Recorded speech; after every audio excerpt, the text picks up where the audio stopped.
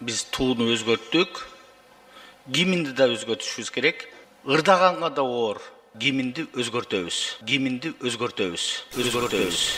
Мындан 100 жыл мурун Кара Кыргыз автономиялык облусун түзгөн биздин ата-бабаларыбыз башында турган Иманалы Айдарбеков баштаган биздин аксакалдарыбыз азаттыктын канчалык баалуулугун, канчалык оордугун, кайгылуулугун биздин жогорку тасмада көрдүк.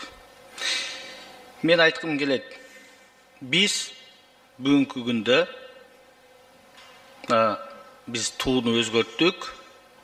Гимнди да өзгөртүшүбүз керек. Себеп дегенде биз гимнди кабыл алганда Советтер Союзунун курамынан чыгып, алгачкы азаттык кадамдарында жазганбыз. Ырдаганга да оор.